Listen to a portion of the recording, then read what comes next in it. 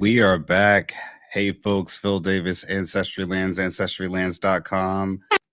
I want to ask you all today, how are you doing today? All right. It's your lunchtime with Uncle Phil, live with Uncle Phil. We in the house, we in the place to be. I hope you're having a wonderful, today is Wednesday, February 13th. This is our third live stream, folks, that we are having today.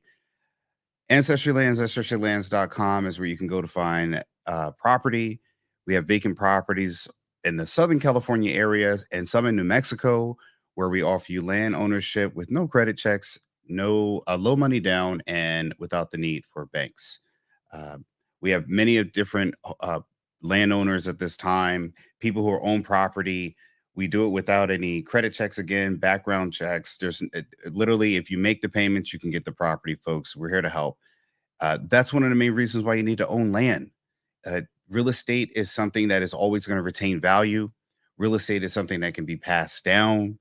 Vacant properties can be passed on to your children. It is something to put into your real estate portfolio. There are many ways to make money off of owning vacant residential land. And one of the great benefits is that you don't actually need to do anything with the land until you're ready to build. And if you don't want to build, you just hold on to the land. Did you know that, and again, I'm not an accountant, but I am a landowner myself. All the properties that we own on Ancestry Lands, ancestrylands.com, on YouTube, Facebook, we're everywhere.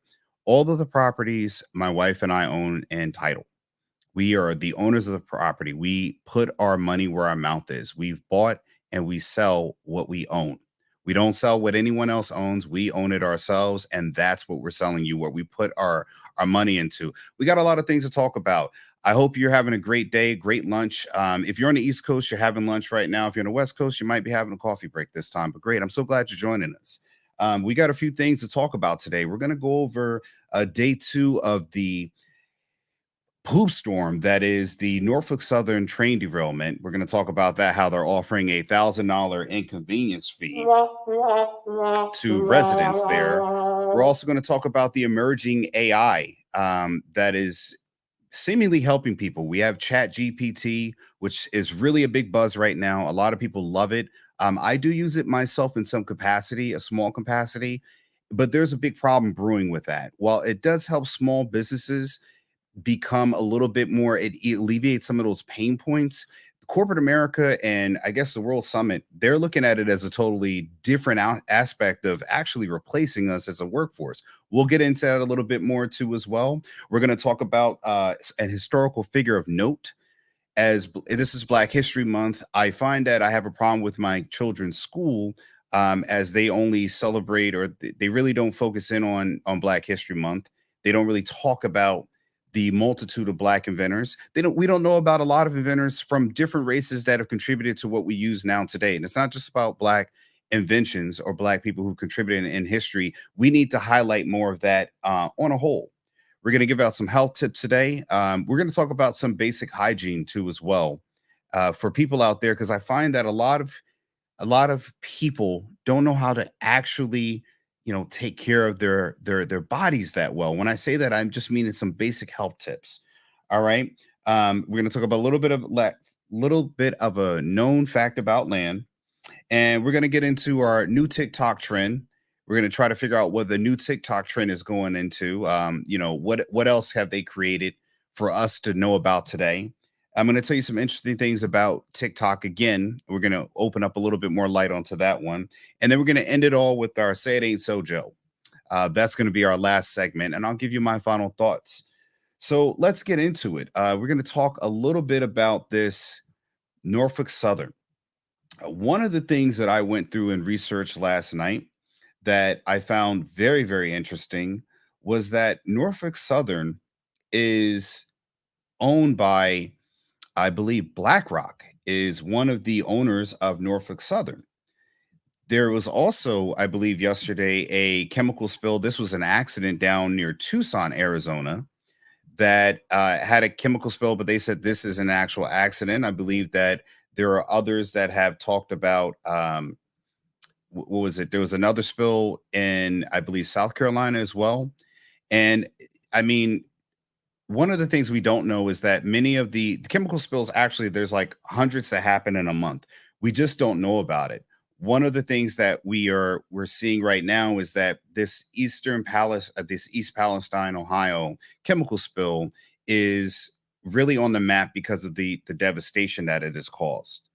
That is one of the biggest things that we're really focusing in on now, and the reason why it matters. One of the things that I think is a real big concern is that people are missing is that we're not understanding how the waterways are going to be affected. And I mean, this is going to have far-reaching implications into communities abroad, worldwide, and that's something that I find really disingenuous about what's going on in the world right now. Uh, One of the things I looked at on last night, there is a person on Twitter by is DC underscore Drano. He talked a lot about the share the owners who owns Norfolk Southern. So I guess, and again, I'm only going to speculate here, but from what I've known is that if anyone doesn't know, there was a big train derailment in East Palestine, Ohio. Our hearts go out to all the families there, all the kids in the communities. We talked about that, and we need to bring more light to this. We need to be asking tough questions. Supposedly, they're checking the water levels. They are saying that everything is okay. There's no chemicals in the water that is going to be affecting people. They're saying so I don't, and again, what we don't know is what how many who are the people checking the water levels. Some people have reported on Twitter their animals died. There's a lady whose chickens died. And the thing about this is the vinyl chloride and there are actually hundreds of other known toxic chemicals that were on this train derailment. And I guess the reason why it is that, this kind of happens it kind of snuck in the chemicals. And some of the largest shareholders, again, are BlackRock. You might have heard of BlackRock. They own tons of real estate. They have a lot of their hands into corporate America, media.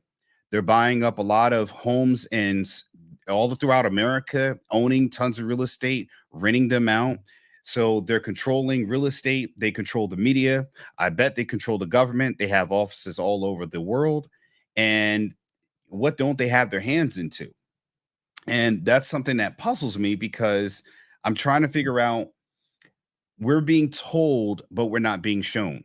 We're not being shown anything about what's happening there. We're being told that the local residents are reporting dead animals falling from the sky, fish being dead. I see up here now, dead fish everywhere, and no one's held accountable. And we're seeing who's actually checking. What are they checking in the water levels? Why isn't this being reported? Because again, when 2022 happened, when 2021 happened, and the virus of unknown origins, I'm going to call it Novid 19. When Novid 19 came out, the whole world shut down. The borders were shut down, everything else. We went on high alert for this.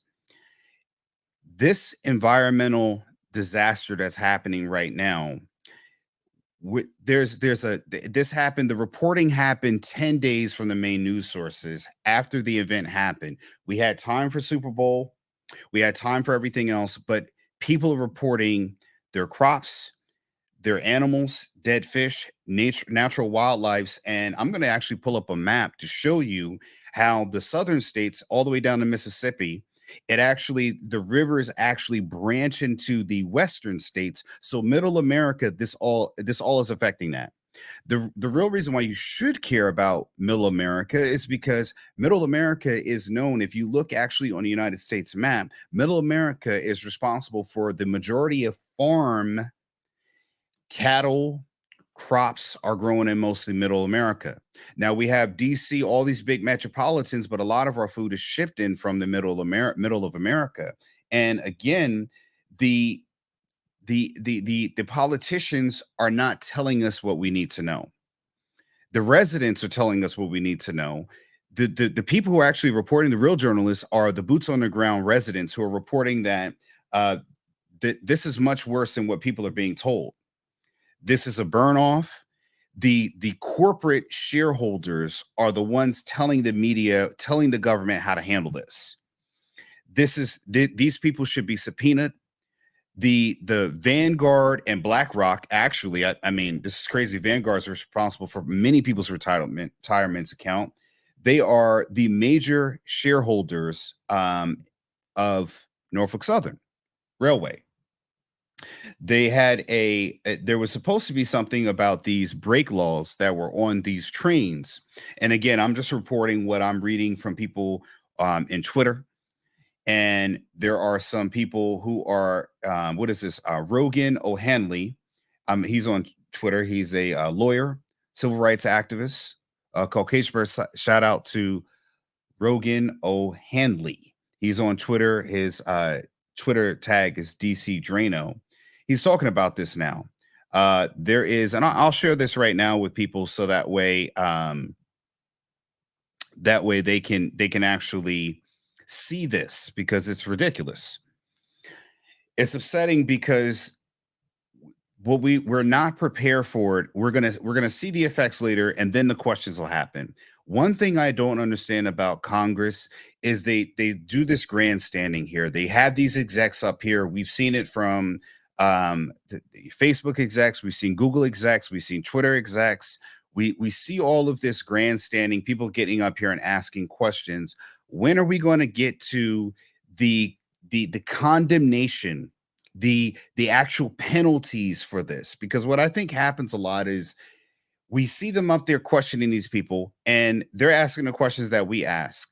But what is the punishment when all you got to do is send someone up there to get grilled on questions, to get up there and get talked to, get the slap on the wrist treatment? But there's no consequences for these corporations. There's no consequences for their actions. Most of the people who actually work in the corporation, they're working on behalf of shareholders. So the people who have investments into these companies, that's where you have to attack those people. You got to start putting in policies that punish those people, because when you punish the shareholders of companies, then the companies, they start be held they can become held accountable, because again, it's the people who are investing in them. Going up and trying to attack the companies themselves doesn't work. You have to attack the shareholders of the companies, because again, BlackRock has their hands, Vanguard has their hands in these they're shareholders of these railways. Now, again, one thing I want to say, to be fair, is the shareholders are not directly responsible for the management within the companies. They're two separate structures. The shareholders have a vested interest, but again, the shareholders vote on certain things, certain people being elected in there. So it needs to be a bilateral, meaning both sides need to be affected by the decisions of the management company. Because again, that will change where people are investing in when they know it comes back to them. Because again, most companies like BlackRock and Vanguard, they put up dummy corporations, LLCs, that can shield them from the actual company itself, that doesn't affect their main corporations. That's one of the little gimmicks that companies pull, is to put up an LLC, to be doing a DBA, like doing a business as of their secondary business. This kind of front man is there to kind of take all the hits. They can even put it in a way where it's nothing but a loss. All the losses are charted in this one company. So again, if people may not think of why it matters. Well, what if this happens near your area?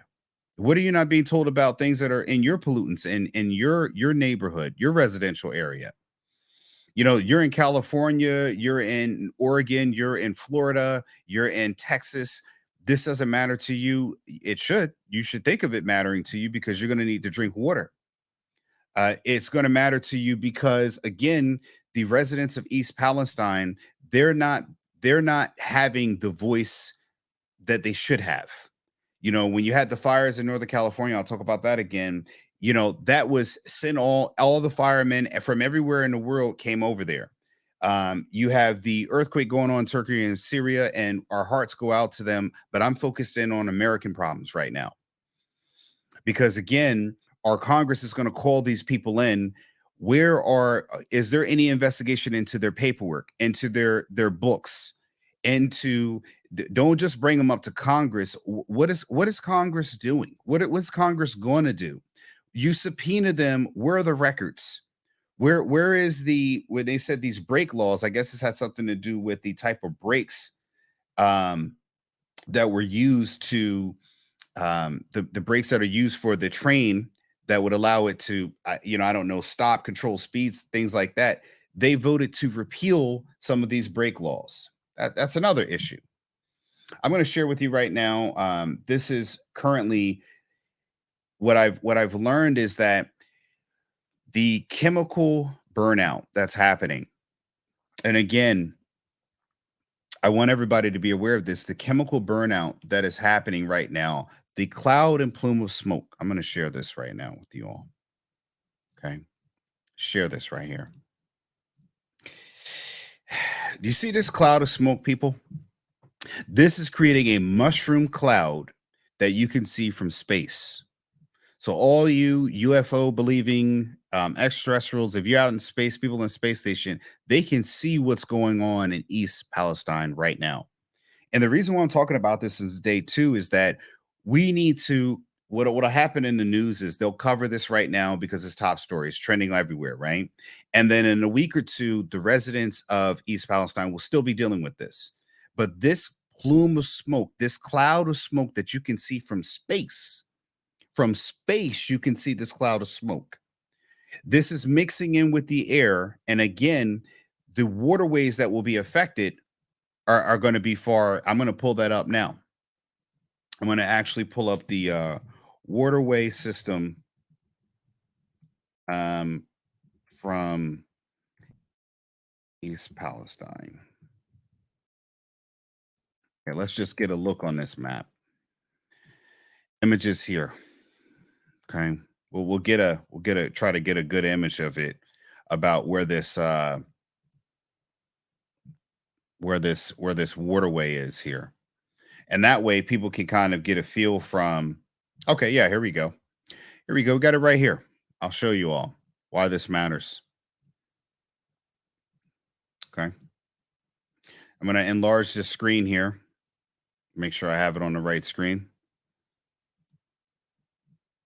Pull this up real quick. Show you all why this matters. See this map right here?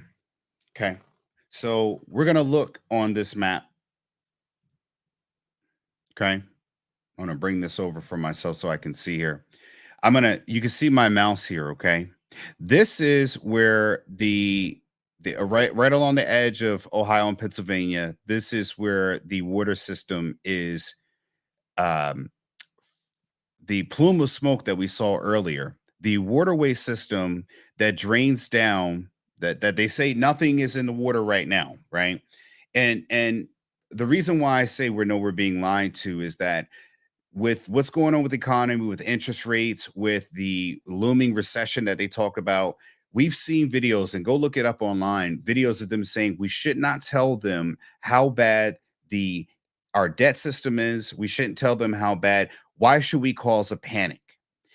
We're not smart enough to know, in their eyes, we're not qualified or smart enough to know about the coming recession, are the real price of food and the real price of inflation as it is right now. And so if that's the way they do with the financial, with the recession, with the economy, if those are the things they tell us when it comes to our own money that we have invested in banks, that we have mortgages, we have loans being held out, then why should this be any different here? We're being told there's nothing in the water because why? If you were told something was in the water, what would it do? People would be, they say panic. I think people would prepare. They would be informed. So again, let's look at this waterway system here. And again, this all matters for many states. Okay. And I'm just looking at this now. Just because it's in the water, that does not mean things don't blow. The air does not blow to the east. Okay. Does it not blow to the east? And one reason why I say this is going to matter on the East Coast is because I fly every month from California to back to Pennsylvania. One thing is when you fly from Pennsylvania to California, it actually takes you about 6 hours if you're going on a nonstop flight. When you're flying from California to Pennsylvania, it takes about just under 5 hours. So the jet stream or the wind that you go with is west to eastern blowing. Most of the times when I travel, the wind is going quicker, is blowing quicker when I have to return home. So the winds of this cloud of smoke, this mushroom cloud, is blowing from the west and pushing this into the east. So yeah, you have the ground level water being affected from the eastern side of Ohio. That is, the waterways are going out into the northwest. It's all the way up to Montana, Missouri River Basin up here, into what is this? Wyoming, Iowa. You're going to have Idaho, Indiana. You're going to have tons of North Dakotas affected. You're going to have parts of Texas affected by this. You're going to have Mississippi, Missouri, Louisiana affected, all the way into the lower Mississippi Basin. Right. Some parts of Arkansas too, as well. I mean, these waterways are, I mean, again, aren't the Great Lakes up here as well? I mean, this is, if you look at this just on the map and you look and see how much of the United States is affected, I mean, literally, could we not just gather to say that this is probably 40 to 50% of the, or actually a complete 100% of the interior of the United States, right? This is the waterway from here. This is on the edge of Pennsylvania and Ohio. So it gets into the water system here and it starts heading south. It also diverts up north into the waterways into the upper middle of America states. And then it heads out west eventually into Montana's, Wyoming's, the Dakotas. I mean, again, how far does it reach? It just doesn't reach Nevada and Colorado and someone. I think Idaho is safe for now. But again, that doesn't mean that you won't have animal or any other devastation from there. So again, this is potentially poison being put into our waterways and water system. So I'm going to stop sharing this.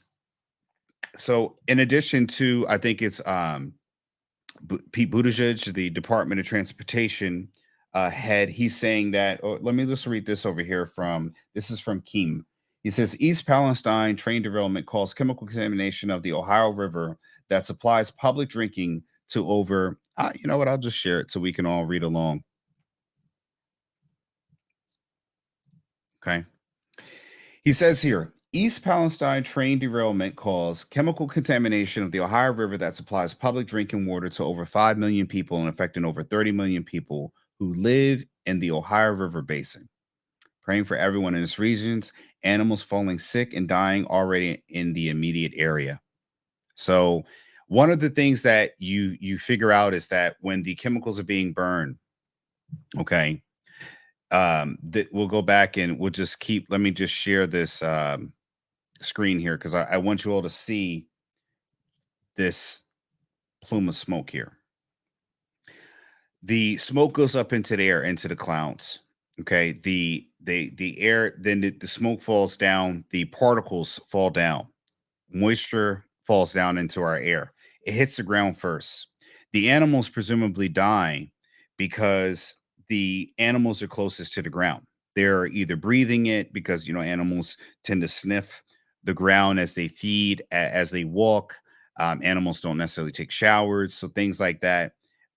They're going to ingest the chemicals at the main source of contact. We're being told that people are safe, but animals are obviously dying. And my biggest question about this is that when these chemicals are being made, why is there not also, when the chemical is being made, why is not the neutralizer of the chemical mandated along with the creation of the chemical? For instance, if you have a chemical being made, there should be a a counteracting agent that neutralizes the chemical from its deadly effect. I mean, because you're transporting this along the environment. Also, there should be an investigation into it was the were there any the maintenance of the rail system that is used, how often is that being maintained, and that play into why this has happened as well. That's what I also like to know, because this cloud is coming everywhere, and you're going to say, hey, Uncle Phil talked about this, he spoke about this. And that's what I'm trying to figure out now, and the reason why I feel this is needed to be talked about more than just one day for me to cover is because the people there, they need the help of people like myself and other social media people who are reporting on this. Again, I give my credit to Better Bachelor, who has I saw it on one of his streams talking about it on YouTube. I saw Tim Cass IRL talking about this. Of course, the big news publications have talked about this, but they've waited to talk about it because they've shuffled through their organizational priorities of what they should get main news from. They made sure that their sponsorship from the Super Bowl and all the big companies, again, some that have BlackRock owned by them, that all was covered. They had to fatten their pockets and pay their advertisers off. But this right here is a big indication of what is being fed into those waterways. And again, that water system that feeds millions of people, there will be African American communities affected by this. There'll be all different sorts of communities affected by this. And again, this is where we move into the audacity. Okay. We move into the audacity. I'm going to show you all another screen here I'm going to share with you. And this is one of the things that I am sickened by, completely sickened by. And I'm going to share this with you. I'm citing this is what is this, 19 News 19. They're saying that and again, I'm going to just share this over here. This attorney warning. An attorney is warning East Palestine residents about the 1,000 Norfolk Southern payment. Okay. This is the devastation that is happening right now with the controlled burn off in Norfolk Southern. And, again, people would say, well, why are you talking about this? You're a guy who sells land. Just go sell land. Okay. Listen, this is happening on land. I care about it because it's not just about me making a profit. It's about people being affected all over.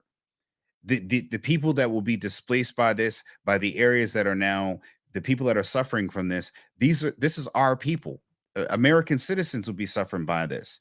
There are people who, these are carcinogens being released into the environment that people are drinking from that are going to affect our waterways. The carcinogens go into your body, and these are cancer causing agents that people, my children, will interact with. People that you may kiss, you may love, you may have other children with, that you are passing down potential carcinogens or issues that could be affecting us. This has an effect, me being a nurse too as well, on our healthcare system. A big effect on our healthcare system, because again, the people that are liable for this don't want to protect, they don't want liability. The corporations now are going into protection mode. What you may be having is shareholders selling off shares right now to dump their liability. A whole bunch of legal stuff is going out here to say people are not responsible. Indemnification clauses, they're not responsible for anything associated with this. That's what's going on in the background. I would gather. That's what I would gather. And they're offering $1,000 payments. Okay. And this is being reported from News 19. A Cleveland attorney is warning East Palestine residents about the $1,000 check being offered to people as an inconvenience fee. So you have vinyl chloride and hundreds of other hazardous material, as reported, being burned off into the area. Your crops are dying. Your breathing quality is being affected, because even if they're going to say the toxic chemicals are not dangerous to humans, you're still breathing in what is not clean air, correct? They're offering $1,000 check as an inconvenience fee. Remember when we had the COVID-19 issue, a lot of the companies said that part of doing the rapid, vaccination thing was they would not be held responsible for any of the deaths that potentially will be caused as a response to the vaccine. right? From the Novid 19. Novid. That's what we're gonna call it, because you can't say real words anymore on TV or anything else like that, unless you're the major news, unless you have the the documentation for protection is what you need. You can only be told to do the news. You can't actually do the news. So we all have to find other sources from the news. But they're being offered a $1,000 check for inconvenience. You mean to tell me, hold on, I got to make sure I find my censor button because I'm about to. You mean to mother tell me that the $1,000 check, if, okay, I'm going to try to calm myself down. You give people $1,000 check as an inconvenience. How about $1,000 a day, Norfolk Southern? How about $1,000 a day, Vanguard? How about $1,000 a day, BlackRock? How about giving them more than that? Okay. What is $1,000 going to do with the inflation that we're going through? What is $1,000 going to do for these people who have children that are going to have medical issues? What's $1,000 an inconvenience fee? The fact people should spit on the check, spit on the check, spit on the check, and send it back to them, and tell them, or wipe your behind with the check and send it back to them. It's a disgrace. What do you mean an inconvenience fee? There's a mushroom cloud that you can see from space. Your business shouldn't even be in existence anymore after this. You should be you should be solely fully responsible. The residents and the surrounding areas, this should be a national crisis at this point. Not a newsworthy crisis. This is a national crisis that is affecting people, and they're going to send out $1,000 inconvenience fee. Right. And again, I would wonder to say how insurance companies are going to pick this up as far as for the local residents. Forget about the business itself, because the other businesses that are tied with this, they just pull out. You know, all they do is they have an LLC that owns shares of the Norfolk Southern. All they do is just shut that LLC down, and then the main LLC that owns that LLC, because you see this game being played all the time. That's why I don't do all of that. My business is owned by me. It is me up in front, because I put my money where my mouth is. I sell land to people that I own. I don't do the shucking and jiving for different businesses. If you got to hide your face, and everybody's talking about we're going to be worried about being sued. If you can't do honest business, you shouldn't be doing business at all. Because again, if you make a mistake, you should account for your mistake. And you're telling me $1,000 inconvenience fee. And what is the reason behind this inconvenience fee, right? It says Michael O'Shea from Lipson O'Shea Legal Group is representing residents in a lawsuit against the railroad and is worried about the reason behind the checks. It says we have some clients, and again, you all should be concerned about this, because when it happens to you in your area, if you don't pay attention, my father said this, if you don't stand for something, you'll fall for anything. History will keep repeating itself. They'll be handing you $1,000 checks the same way they handed them $1,000 checks. We have some clients from the East Palestine area affected by the train accident who were approached by Norfolk Southern with $1,000 checks for an inconvenience fee. We think this is a sly way to get these poor folks to waive any future claims against NS. The same thing was done when, even in my job, they told me that I had to sign for getting the COVID-19 vaccine, because also up there it said that I had to relieve any responsibility for the people who made it in case anything happened to me. And again, we didn't get an option. Even though they said, oh, you could have religious reasons, medical, you didn't get an option. You were basically told you got to take this or lose your job. At the time, I looked at my managers at the time. It's like, hey, man, we're scientists. Like, this is an emergency use only. Now, again, there are tons of people who die all the time. There are people who get sick and die from diseases. There are people who die from vaccines. I am not saying that vaccines are not helpful. I'm not saying that at all. But I'm talking about the way people are not held responsible for things they create. They create and give them, and they say, hey, it's on you if you take it. But the people who are administrators telling us that we need to take these things, they're also saying that the people that they're getting it from are not being held accountable. No one's responsible. No, everybody doesn't want to get caught holding the apple when the music stops. No one wants to be musical chairs. No one wants to be standing up when the music stops. They want to be sitting down. And I mean, this is it. They say they say this is an agreement. It says, in fact, O'Shea has drawn up an agreement he is asking Norfolk Southern to sign. The agreement states that any amounts that the claimants may have already accepted from the company. So listen, they have to actually give this company an agreement saying that, hey, look, if they've already taken any money, right? It's not construed as them waiving off. And this is the CYA, save your own behind company thing that they're doing now. Because again, they're saying $1,000 is worth all the suffering that's going on, people's people's lives being disrupted, people's livestock, people's economic stability being disrupted. That's what it's worth, $1,000. It says that he's may have already accepted any. I'm going to go back. Any amounts that the claimant may have already accepted from the company for any items such as reimbursement payments or inconvenience payments shall not directly or indirectly be construed as any possible waiver of any aspect of any claim that the claimant may have now or in the future against the company for the incident or issues related to the incident. Meaning that we take this money, that doesn't mean we can't come after you behind later.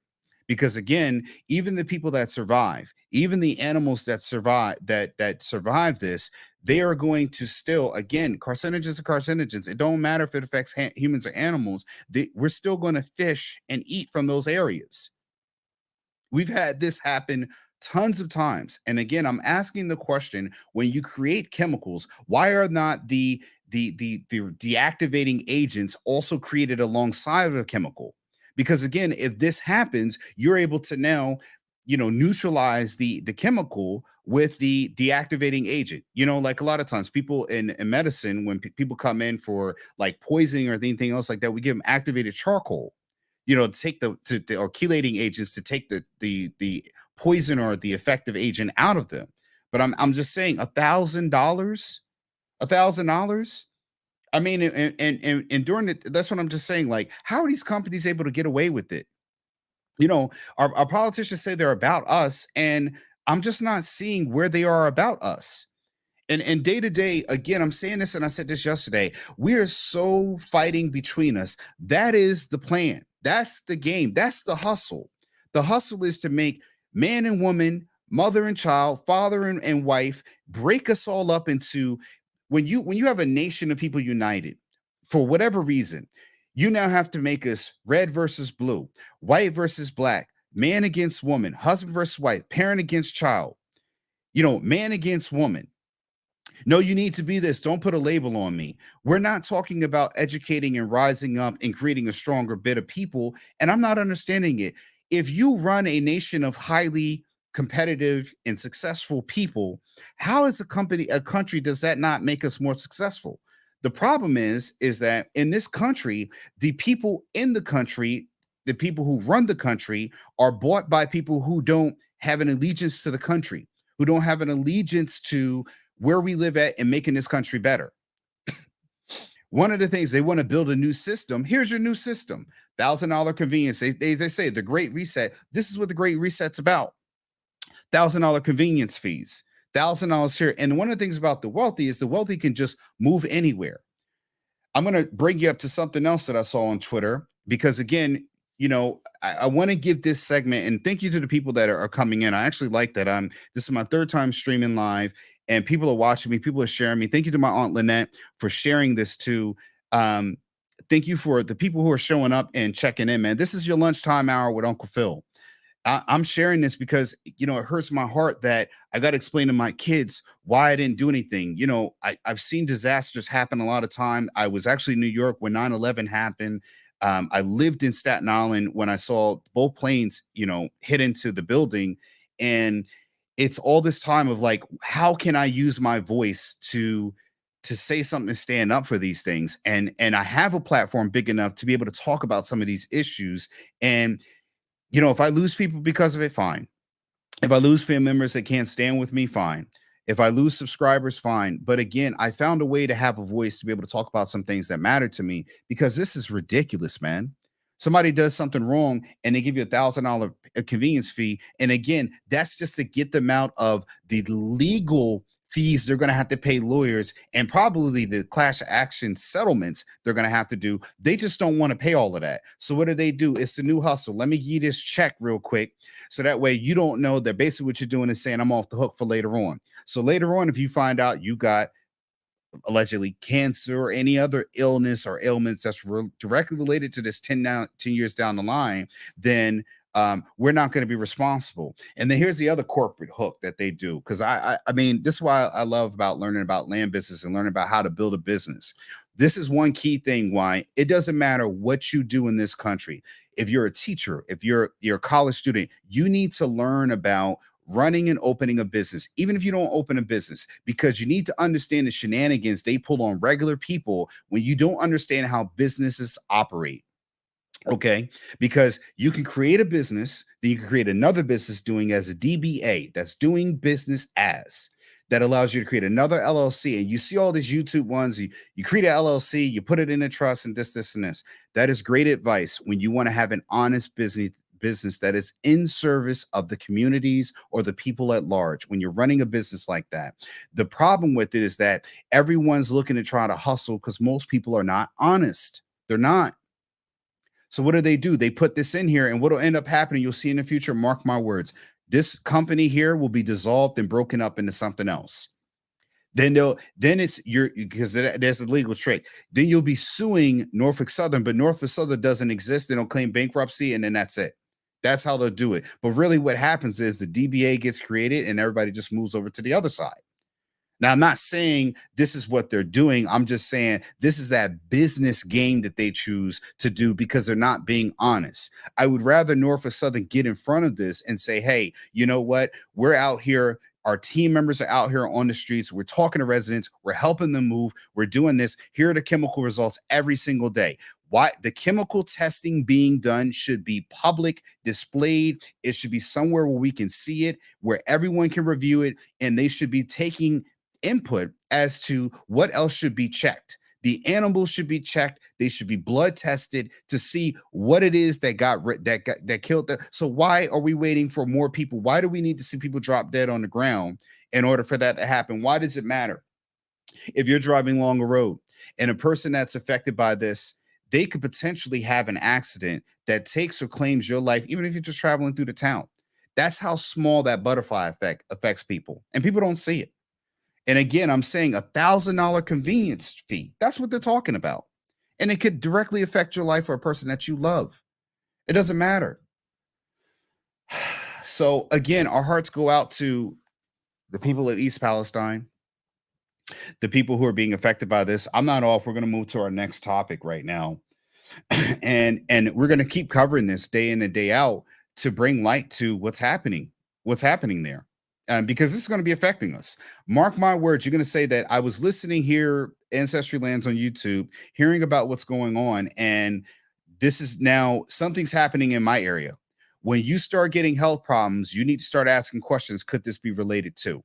Because that's where we are. This is the new great reset that we all have upon us, is the corporations now telling the governors, the politicians, the people that matter, they're telling them what to report, what to say. Now, remember, you're hearing about this now. If it's coming into your conscience, you heard about it now. This happened back around like last 10 days ago, 11 days ago, almost 2 weeks ago, this happened. You're just hearing it now. So again, our hearts and prayers go out to the families, the people in East Palestine and the surrounding areas, because eventually, they say it's Pittsburgh is not too far around there, so that's the neighboring section. And we're gonna move on to our next topic. Okay. Actually, I'm gonna give you a health tip of the day. Okay, we're gonna lighten it up a tad bit. One of the things that I've noticed with my children that maybe not be prevalent in many households is the need for Cottonelle wipes. You might be asking, what are Cottonelle wipes? Well, when you're going to the bathroom and you do have to sit, you can't stand, or if you sit all the time, but you're sitting for more than a few minutes, wiping with a regular toilet paper is not enough. Cottonelle wipes are moist wipes that are flushable, and you're able to wipe and get off any of what is now dried down. I would say if you take a napkin and you wipe mustard off the table, there's still some mustard residue. So if you're going off to work, we try to get our kids to go number two in the morning time before they go to school, because we know the kids are notoriously not good butt wipers. They do not wipe their butts very well. And many a parent knows that, the hardest thing is getting both your children to wipe. I have a daughter and a son, to wipe correctly, front to back, even for boys, because you don't want to bring that right up into the middle. I am so tired of seeing drawers with, it looks like there's a chocolate bar that's melted in the back. So teach your kids to use Cottonelle wipes. They should use regular toilet paper for the first two wipes. Save the environment by folding them, and then discard that into the toilet and take one Cottonelle wipe and then wipe through, fold, and wipe through front to back. Okay. And they should check afterwards. This is what people miss most of the time. They should go back with another piece of toilet paper to make sure and dry it up, because we do not want the other one. What is this? This thing is called, people may not know this, right? But there's something called swamp ass. Okay. The swamp ass is something where you get moisture in between your butt cheeks. Okay. And you now are having moistness rubbing between your butt cheeks, and it keeps on rubbing, creating more moisture. And that just makes Buddha juice. Buddha juice. All right. That's what you're creating all day. My hands are butt cheeks. Okay. And you're walking around with this moisture in between your butt, and it's a funk. It's a funk. So you have to teach children that. And if adults don't know that, you should also know that as well. You need to make sure that you are drying after a Cottonelle wipe. And that is our health tip for the day. Okay. So thank you, folks, for tuning in with the health tips of the day. We're going to talk about a little bit of fact about land real quick. I'm going to tell you guys something about, we have most of our properties in California City, California. Ancestrylands.com is where you can go. You can donate to this channel, this platform, for live streams. We're going to be live streaming. Try to live stream Monday through Friday. I'm going to try to give you some local news, health tips of the day, historical facts. We're going to cover a little bit of inventions that were created in the past, because we need to know a little bit of our history each day. And then we're going to end it off with our Say It Ain't So Joe. Clips from the president, our leaders at large, showing just how competent they are with leading us into America. I care not for political allegiance. I care for political competence. I want competent leaders, competent people who can lead the country and bring us into the right direction. All right. It doesn't matter. They get 4 or 8 years, but they still need to do a good job. They need to do a job that the people can thank them for, that they can say, hey, you brought value to the country. You moved us forward. Okay. Because we're just one big ball of a planet. All right. And I don't know. I'm just going to say that. So a little bit known about fact about land. There are many things that you can do on a property. All right. One of the things you can do, and I'm going to talk about this shortly, is that you can do on land to actually just bring a little bit more of nutrients to your soil, which everyone should be growing a planter bed or planter pots in their backyard. You can grow things as simple as tomatoes on your land. If you're in warmer climates, you want to wait generally after the first frost is done to start things like tomatoes, which are great if you're having salads. I've done tons of videos on, if you go into the Educate Yourself Ancestry Lands playlist, there's me just showing you, I'm walking by someone's houses in Northern California. They actually grew grapes on the side of their yard using a basic trellis. There's so many things you can do. And one of the things you can do with your scraps to eliminate trash and so much trash waste, even if you don't plan on growing yet, but it is something to make your soil more viable and valuable. You can actually do something called worm composting. And worm composting allows the worms to eat organic compost that you have. It's a healthy way to actually recycle naturally occurring waste that otherwise would be going into a garbage truck.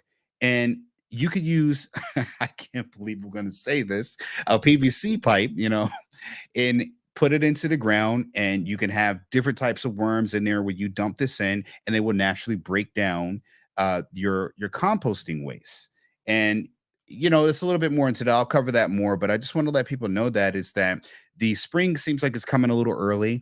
You might want to think about sometimes even just a pot. If you live in apartments, you can put a pot on the balcony and you can grow tomatoes vertically. It's actually a really great thing to do. And I guarantee you, I've grown tomatoes, broccoli, I've grown cucumbers. If you've ever grown your own food, and you don't need a lot, people think you need a lot to grow food, grow your own food. You really don't.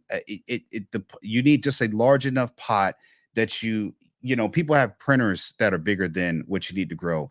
And tomatoes, they grow vertically. You could just take a big long stick out in the back and just use some what is that called, that the zip ties, and make it grow vertical. And if you've ever tried your own tomatoes, man, they are just great. You can actually just take a seed from the store, germinated, out of a tomato, germinated, and start it from there, and you'd have great things. It's actually great for your family. My kids and I, we grew black beans from black beans.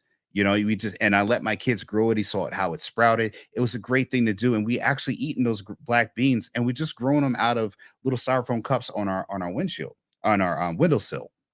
I'm gonna give you a funny thing, right? Here's a funny thing about my wife that I always like get on her about. She says window seal, right? Or a tread meal instead of tread mill. I get on her all the time about it because it's funny. Little things about my family, something that my wife and I go through. And I'm like, it's window sill, not window seal. Little something that's funny about everything. So we talked a little bit about land, and we're going to get into something that I'm going to tell people about. And I want to talk about an inventor that invented something that you use every day. Okay. And I think with African American people on a whole, one of our biggest problems that we suffer from is that we forget our history. We forget what actually we've done in the past. We always think that we're told about racism. Yes, racism exists, but racism exists for many cultures all over the planet. It didn't matter who they were. There were racism against Irish people coming here. There were racism against Italian people coming here. Every immigrant group that even was white was still pitted on and pitted against, and kind of demoralized when they came into this country. Yes, I know African Americans had a different form of, actual slavery, chattel slavery. I get it. But again, there are many different groups that have been demoralized or even just pitted against throughout history. We just don't know it. And a lot of times we're kind of told in one way. And it's always this, we need more in this country. And we don't see that there was, and I'm going to talk about this one inventor right now, that he used this invention. He actually patented the invention and made it better. He's actually an innovator. I've talked about this in an interview I never released, is that there are people who invented things and there are people who innovated things. An inventor is someone who creates an actual thing that doesn't exist. And an innovator is someone that improves upon something that is already existing. And this man is actually an innovator. All right. His name is Lewis Latimer. Okay. You may or may not know of Lewis Latimer. Lewis Latimer was born September 4th, 1848. All right. He's considered one of the most important Black inventors for numerous inventions that he's produced and patents that he's secured.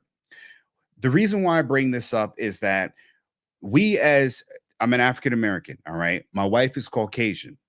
We're in an interracial relationship, interracial marriage.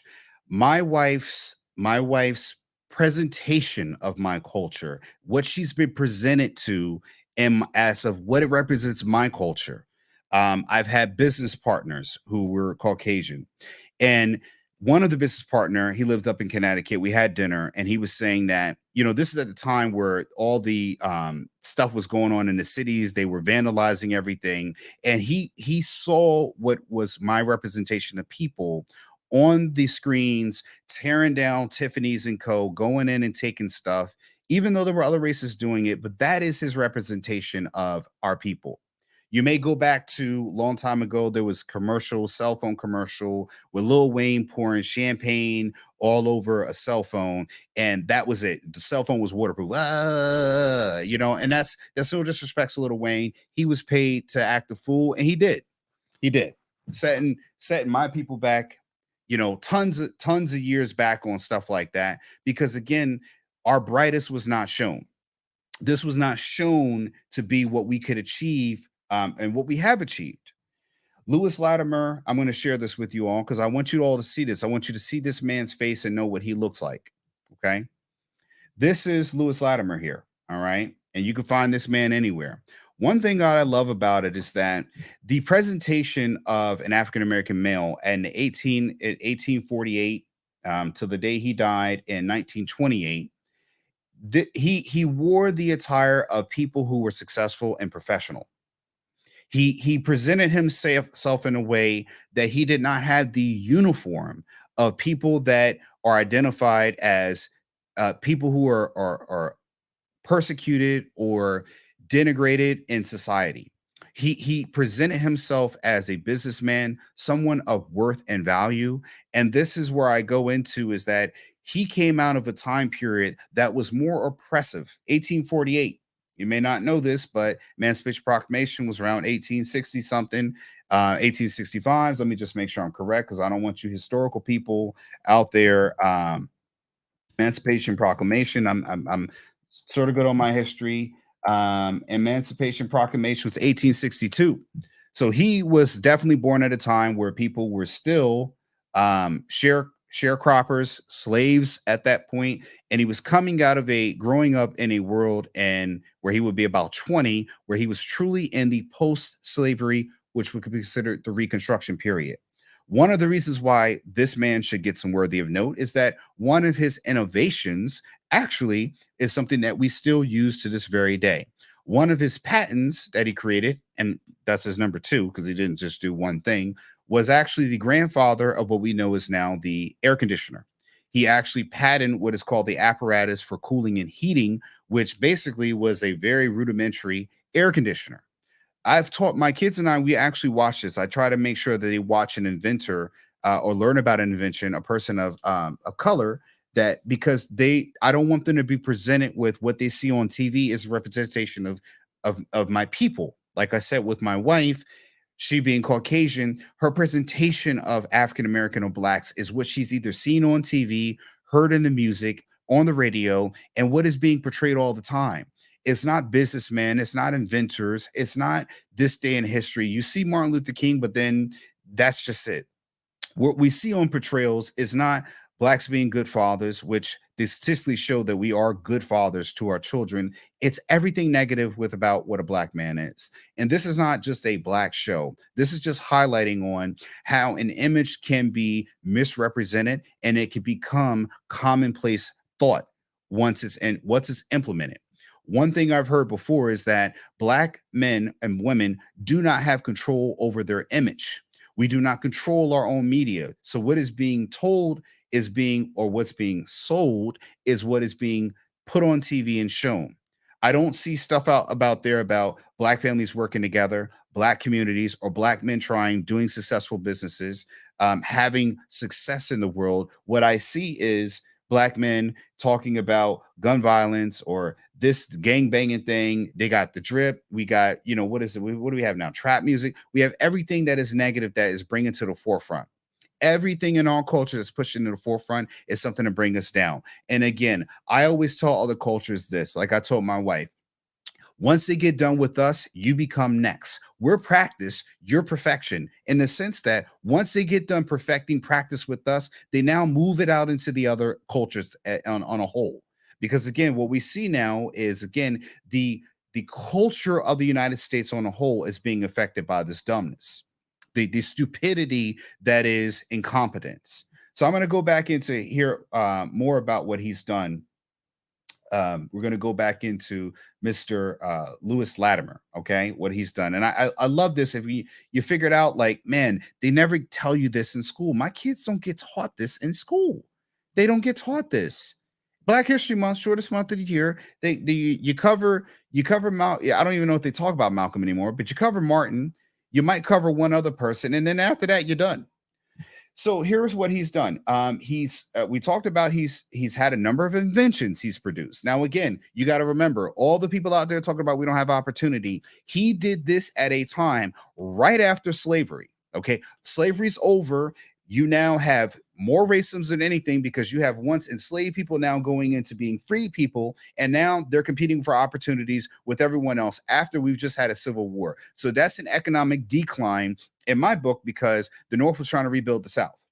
And there still was slavery still did not end at that time. It still was persisting in the South in small pocketed areas. But still, this man still managed to achieve. And this is what should be highlighted. I don't know. We should be highlighting him every September 4th. Okay. But I'm just going to do it now. So he had a number of inventions he produced, patents he secured, but also for the importance of his best known discovery, a longer lasting filament for the electrical light. That's right, folks. Inside your light bulb, that little metal piece, or whenever it breaks, you hear this little whirling around, some metal in there, swirling, things like that. That's called a filament. He actually created a carbon filament because prior to that, which he was with Thomas Edison at that time, supposedly creator of the light bulb. During that time, what used to be burned inside there was a piece of paper. You didn't know that. And this man here, this African American man, during the late 1800s, early 1900s, came up with this invention to create a carbon filament. Now, how a light bulb works is that electricity, with the atoms. I'm not a scientist. Scientists don't get at me on this one, but it heats up and creates like a bright light. Just the same way, if you're forging a knife, you're forging a weapon. You ever see the show Forged in Fire? Once you take it out, it's heated up enough. It looks bright light. It almost can light up a room with how bright a piece of metal is once it's heated up. Well, that's what's happening here. This carbon filament is there. He's heating up. He also worked with another known inventor on another thing that you use. If you got a cell phone in your hand and you're watching TikTok, you're scrolling through looking at booty, you're scrolling through looking at Steve Harvey's funniest thing he said. My dad likes to watch that. The funniest thing he said on Family Feud. Guess what he did? He actually helped Alexander Graham Bell obtained a patent for the first telephone. He obviously had to help him work on the first telephone in order to get a patent one, right? Thomas Edison, here we go. He was great in demand for his expertise later. Hold on, let me get this straight. He was great. Let me highlight this right here, okay? I'm gonna make sure all y'all can see this right here. These people giving excuses out here on why blacks ain't getting ahead, blacks ain't this, blacks is this. This man was great, and he was in great demand. Here is a person born post-slavery. I'm sorry, he's born during the times of slavery and during the times where we were fighting, civil war was going on, through the times where slaves were freed, and now African Americans are considered citizens, second-rate citizens, but still citizens. They're actually to go out and integrate and get into areas of employment, and this man was in demand through his skills, through his expertise. I'm going to bring this all together on what the problem is and what we need to do now. And again, other cultures are falling behind because you got TikTok and other things influencing it too, influencing children to be less smart, less well-read, less paying attention, less knowledgeable of things going on that they need in order to function and survive as adults. Things that they need in order to operate in this world.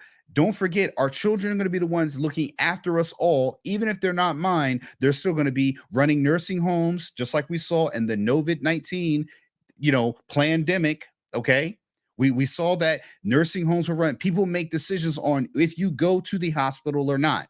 Certain governors made decisions to keep people inside. Other ones made to send them in there and come back. Okay. Latimer was in great demand for his expertise later in his career as the electric light spread across the country. Indeed, without Latimer's help and expertise, Thomas Edison may not even have received a patent for his light bulb, possibly due to the whitewashing of history. Latimer is not well remembered today for his many lasting accomplishments. Well, guess what, folks? He is being remembered now because I'm putting it out on this channel. We are not going to let this man fall to the pages of history or pages of time. We're going to highlight it. And again, what I'm saying is to all the people out there who watch this, who may be watching this, we do have subscribers in other countries, all the way as I believe in Africa, we have other ones, Romania. This is a reason why you need to stop making excuses and start building skills. I've said this when I was at the Melanin Market last year. I said that our community, Blacks community, and the community on a whole, we need to be more skill focused. You need to develop skills. I've developed skills with editing on my YouTube channel. A lot of times people don't want to learn skills. We want to go to a job and get paid. We want the minimum output on how to build better in our lives. The problem with just doing one thing with a job, which is why I love my time living in New York, because most New Yorkers, shout out to my New Yorkers there, they tend to do more than one hustle, more than one job. The one I've learned from that is you need skills, because again, your job requires your time. Your job requires you to spend more time and trade your time in exchange for dollars. Now, again, most people who are working do not understand, or do understand, that what they're being paid for their time, for their skills, for their expertise is not equating to a livable wage that they can thrive off of. They're surviving off of it. Shout out to my cousin CJ. We talked about this the other night. Sometimes what we get stuck in is to living in survivable wages, not thrivable wages. It doesn't give us more time back with our kids. It doesn't give us more time back with our families. It doesn't give us more time back to do the things we need to do to bring down our anxiety, to be stress free in our lives, to do things to de stress us. We got weight problems, but the problem is we're always at work. We can't do anything about our weight. We come home, we got to take care of children. We have arguments with our spouses because everyone's fighting over so little bit of time. And again, if the pay were more, then we would be able to now have more time to thrive in our lives. And what happened was with this man, Lewis Latimer, what he did, he's also known as Lewis Latimer, with Louis, Lewis Latimer. Again, he said his notable quote is, "We create our future by improving present opportunities, however few and small they are."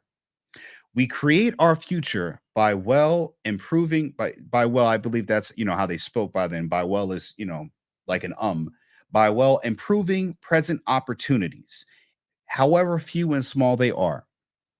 This is someone who was born in 1848. The reason why I say you have every opportunity now with online, with you can do things virtually.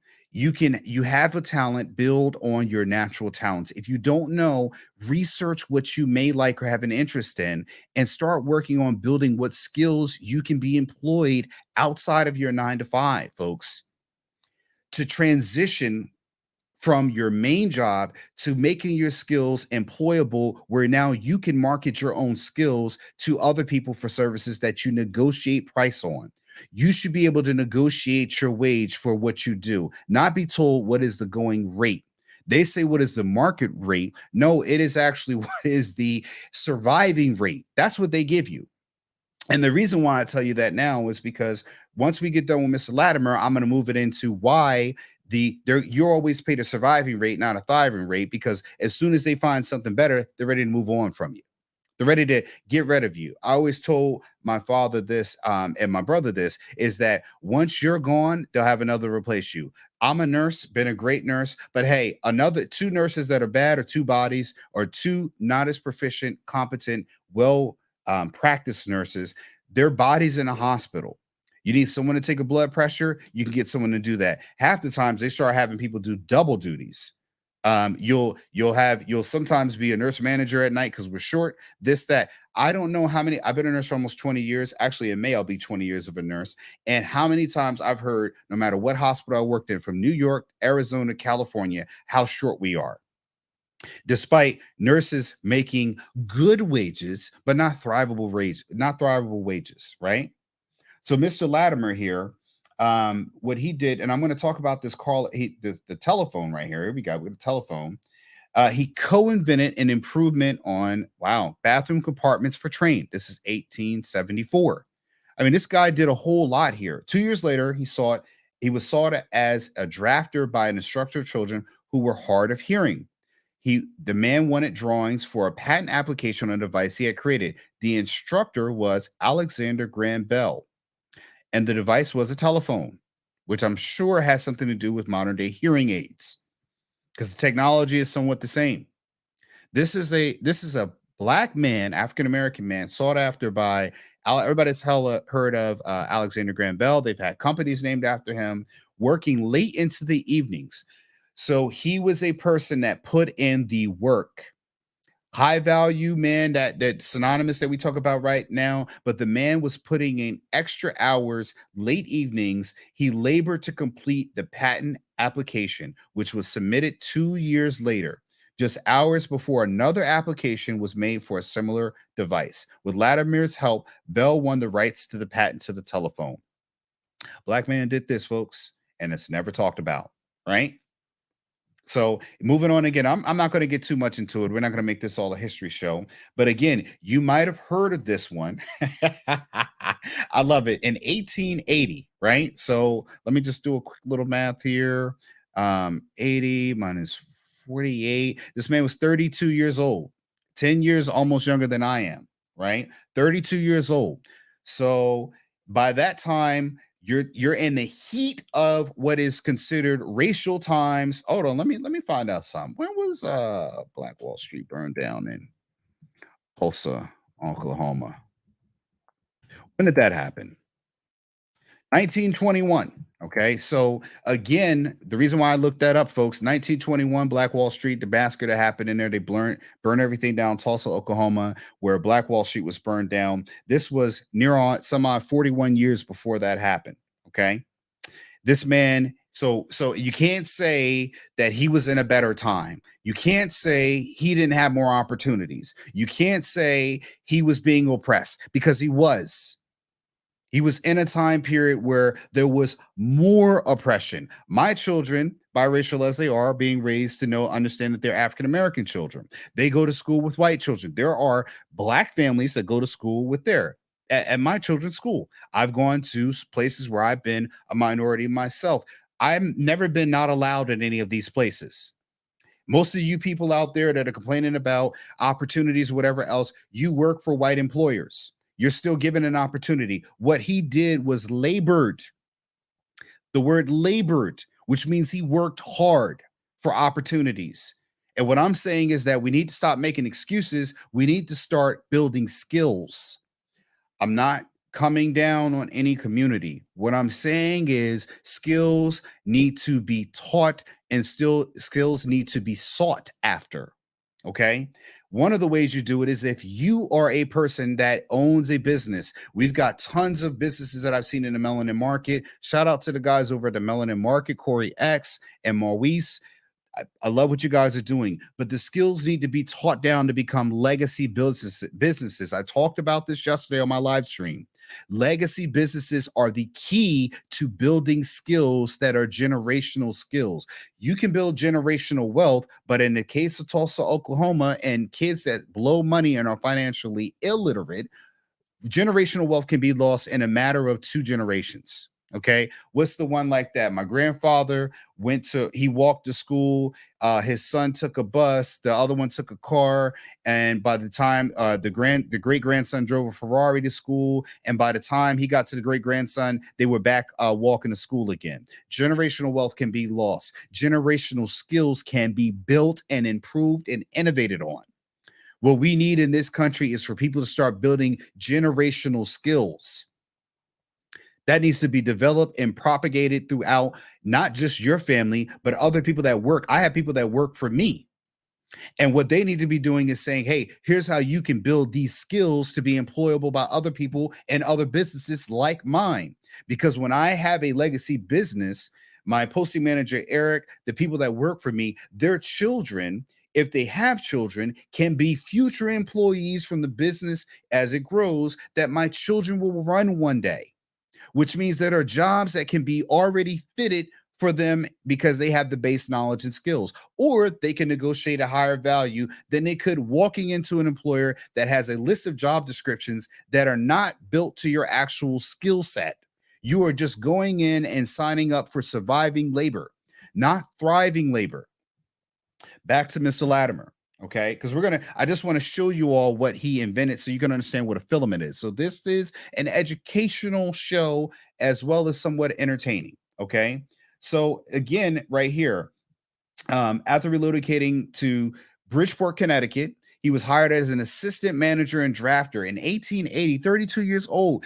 During racism, post-slavery, there's still pockets of slavery happening in the United States. He was an assistant manager. And we're still talking about Black people don't have opportunity. No, what we have is people not laboring to be better, thriving to be surviving and wishing to thrive. and drafter for U.S. Electric Company, which ended up being broken up and eventually became Con Edison, the utility company on the East Coast that most people know about it. Actually, here's a connecting between that, why this matters, and I'm glad I'm covering this. In California City, where most of the properties that I sell on ancestrylands.com, yeah, I'm plugging right now. The electric company that services where you, if you look at any one of my videos and you see power on those properties, shout out to Eric and all the other people who are landowners that are bought property in California City. The reason why I love this so much, and I'm talking about Mr. Lewis Latimer, is that he worked for Con Edison, created the filament for the light bulb, patented, created it, helped. Now, what you, anytime you turn on a light, you should thank Mr. Latimer for it, right? That filament directly related to him having a light bulb, which, pretty much revolutionize our electrical system, to now where I can say today that the properties where I sell, any of the properties that you see on ancestrylands.com that have power poles behind them, guess what company services that area? SoCal Edison. How about that? SoCal Edison.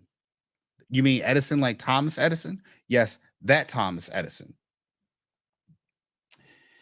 Edison's light, let's go back in here, continuing on. So Edison's light consisted of nearly airless light bulb surrounding a carbon wire filament, typically made from bamboo, paper, or thread. When the electricity ran through the filament, it became so hot that it literally glowed. This is what I talked about. I didn't even see this right now, and I'm already telling you how the filament works. It says Maxim hoped to improve Edison's light bulb by focusing on its main weakness, the brief lifespan. Okay. So again, the issue at the time, and again, we always talk about, the white people control everything, whatever else. There were things, this is two different races working together. Okay. So all of this, separate but equal, this, and this. No, again, when skills are in place, the cream rises to the top. We need to change that by improving education, but the education starts at the home. Maxim hoped to improve the light bulb by focusing on its main weakness, the brief lifespan. So in those times, in 1880, 1879, at the time where everyone had a light bulb, anyone who had a light bulb, the light bulb did not last like it does now. They didn't get thousands of hours on a light bulb like we do today, like we enjoy today. They hoped to, it was a short lifespan of the light bulb. Latimer, black man, his goal was to set out to innovate the light bulb to make it longer lasting. He developed a way to encase the filament in a cardboard envelope to prevent the carbon from breaking up and giving light bulbs a much longer lifespan while making them less expensive and more efficient. Have you ever heard of Lewis Latimer, folks? I mean, honestly, if King is important for saying that one day, and again, why do people celebrate Martin Luther King? If you're talking about this needs to be just a black thing. Why do you celebrate Martin Luther King? If you are saying that everything needs to be black this, or you have a problem with people being even in interracial relationships, then why are you not cursing Martin Luther King? Because that's what he wanted. He wanted one day black children, white children, all children to play together, and we celebrate him. And again, it's like these half behind worship, people who worship but don't practice. Again, if you celebrate King, then you should be celebrating what he was trying to create was a place where one day all people from races and colors could intermingle, to be together. That's what he was fighting for. So we celebrate him on one instance, we celebrate him, but we don't celebrate what he stood for, what he fought for. And he was with other people of color, going to jail, getting beat up, attacked by dogs. He was still out there fighting the fight. I've had too many people, have an issue with the fact that I'm in an interracial relationship, despite me giving black owners property, deeding over property to the black community, people in the black community, creating black owners, trying to create more black owners. Not that I'm targeting them, but I'm bringing the opportunity, and I try to go in there and say, hey, one of the reasons why I did no interest and no credit checks was to make people who have credit problems, most notably my people with credit issues, make it more, here we go, I'm gonna highlight it right here. I'm doing what Latimer doing. Make it less expensive and efficient for them making payments to own property. Even to the fact that I actually know specific in situations with black people who are trying to become landowners, they have certain hurdles that are letting them, hey, no problem. We can do this. We can break the payment up to here. I'm becoming a key for other people to become property owners, to pass down property owners. The same way this man has labored to do something to help out pretty much all people and his people as well.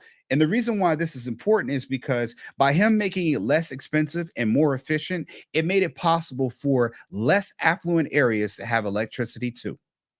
So again, the reason why he did it, you may say he did it and he bettered white society. No, he did it because again, it was efficient and less expensive for it to even be put into black neighborhoods, which have light bulbs, 60s, 70s, they all had light bulbs in them and they were more longer lasting.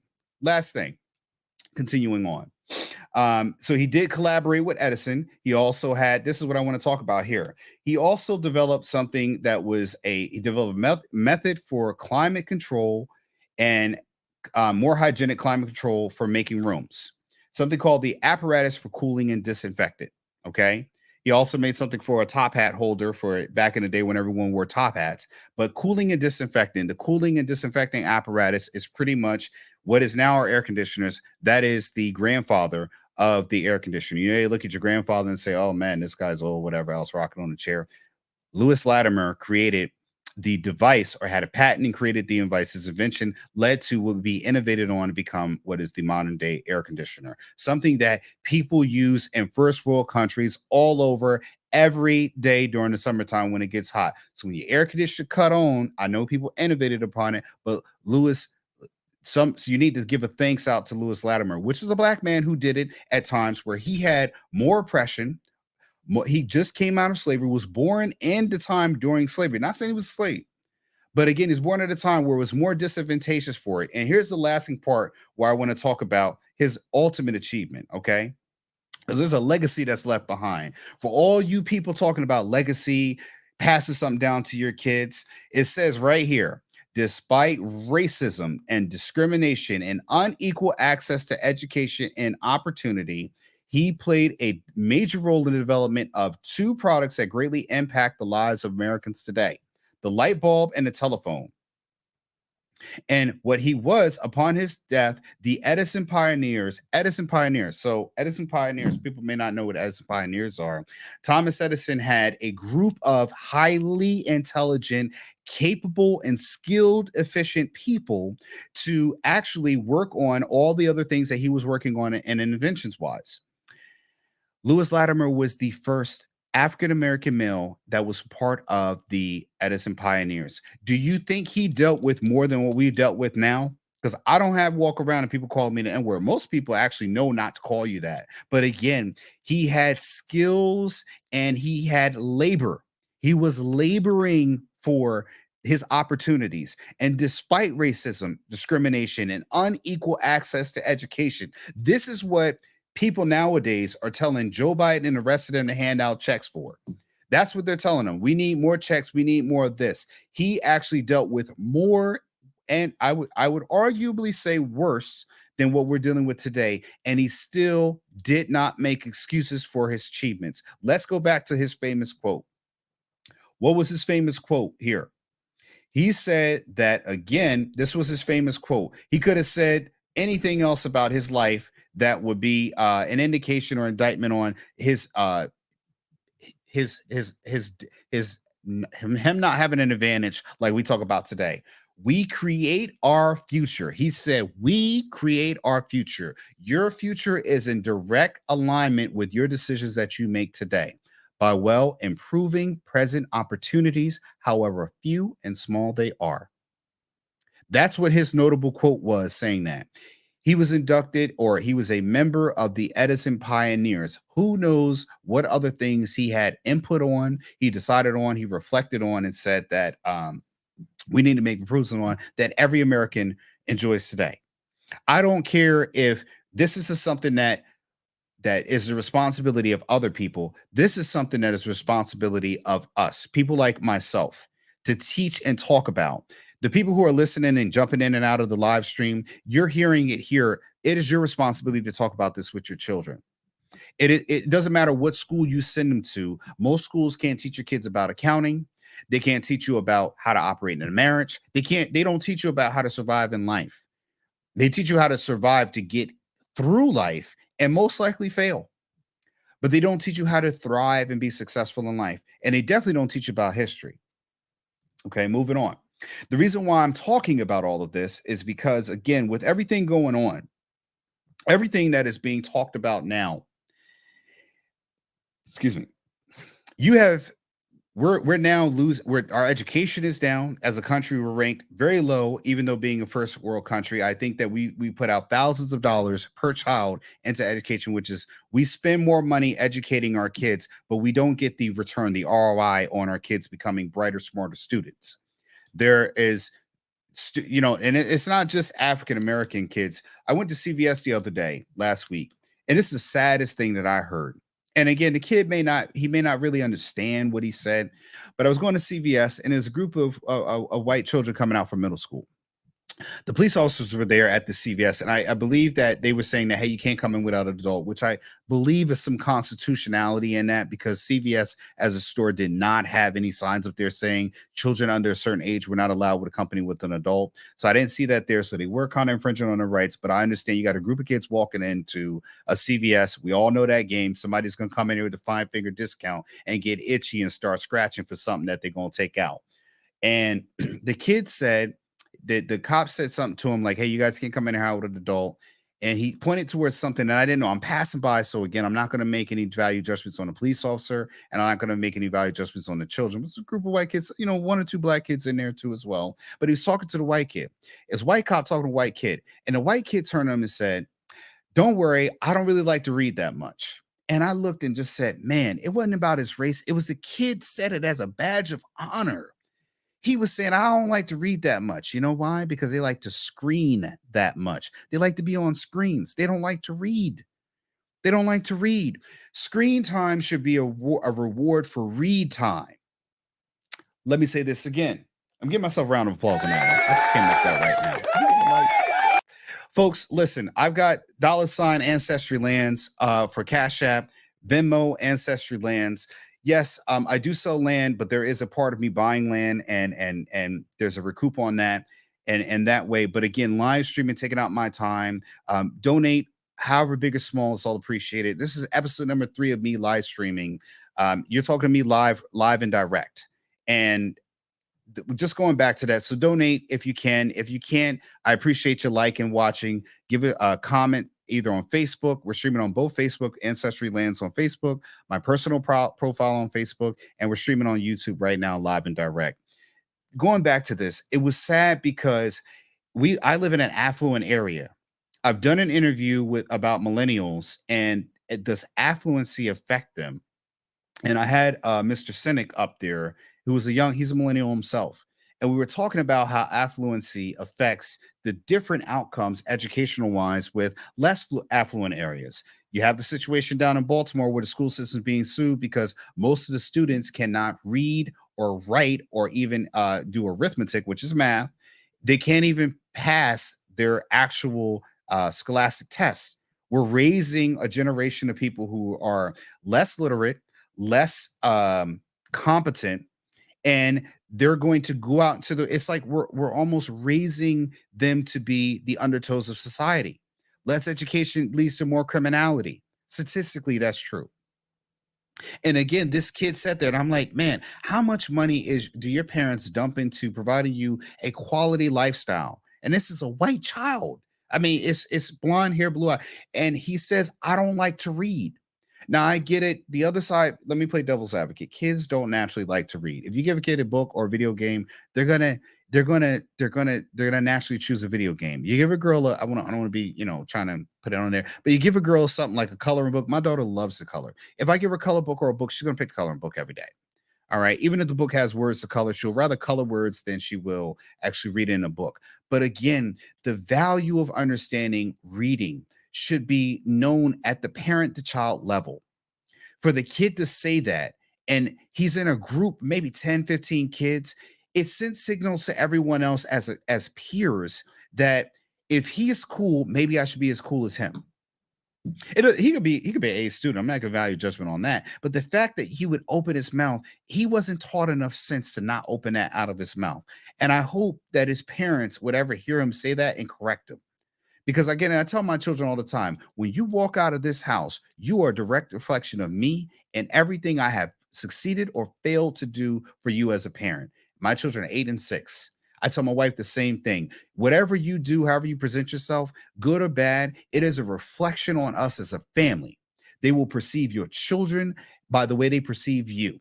As parents, the way you are perceived or the way your children's will be perceived. Warren Buffett talked about this. The economics place that you are born into will 99% likely decide on where you will be, your children will be born into.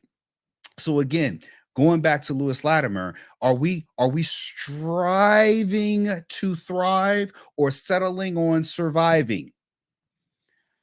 Boy, I'm getting better at this live stream, folks. Woo! I'm kicking out some gems here, boy. Woo! Okay, we cooking now, baby. We cooking. We're cooking. All right, and I'm loving it. Thank you for the two people watching right now live that are hanging on, holding on. I'm building, folks. We're gonna get moving on this. And again, the reason why I say this is because now, just feel me where I'm going with this. Now, with the invention or I'm gonna say the invention with the prevalence or movement with AI coming up, artificial intelligence. You all may know about ChatGPT. That's a big thing happening now. Open AI sourcing, where now you have AI learning.